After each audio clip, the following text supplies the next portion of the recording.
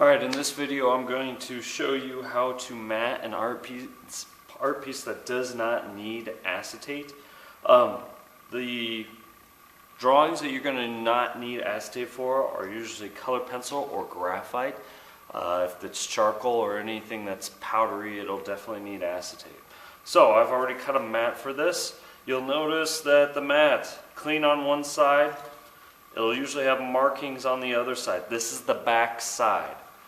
If you can tell, there's a subtle bevel. That bevel goes on the inside, it has a bevel, it'll go towards the front. So we want to make sure, even though it does look white, this kind of is an off-white, we want to make sure that we're taping to the back side. So when I do this, I'm going to lay this art piece down. What I like to do is use 2 pieces of tape, and I'm going to put it on the back side, the top of the back side of the art piece, such as so. So that way it sticks there.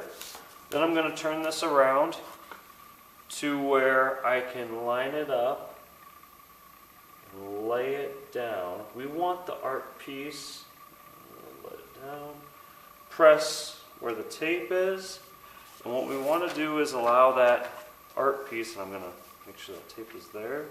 We want to allow the art piece to hang. That way, whenever temperature changes, moisture changes, that paper can move and it doesn't get warped of any kind. So we do not, I repeat, do not want to tape all the way around that. We just want to leave it hanging. You don't even want to, unless it's really, really curling, you do not want to tape it to the bottom. You just want to let that hang down. Alright, so that's the first step, making sure that it is attached to the mat.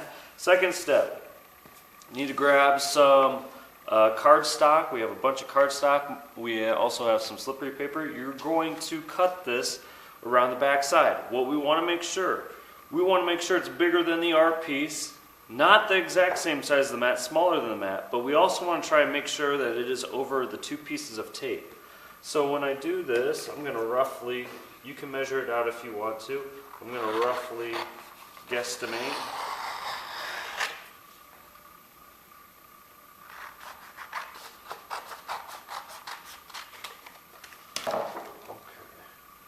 That is roughly bigger. Notice how I'm covering up all of the tape. The reason I say that is if we ever have to take it off and the tape on top here is touching the bottom tape, it's going to try and rip your actual art piece. Now with this, if we have masking tape, I would like you to use masking tape. We usually at the end of the year starts running out of masking tape, but for the most part, I want you guys to use masking tape for the back. For this, you're going to tape all the way around. Now, when you do this, do not pull super tight. Allow the tape to just relax and lay it down. You want to tape all the way around. Here's the key, when I say all the way around, make sure there's no gaps. We don't want anything getting in the back. It needs to be the full length. Just laying it down. I'm not pulling super tight on this.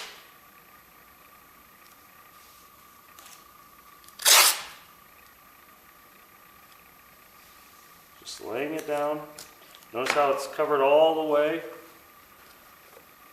And we have a pretty much finished art piece. The last step, if you're entering in contests, on the back side, you're going to take your name tag. You need to have a new name tag every single contest.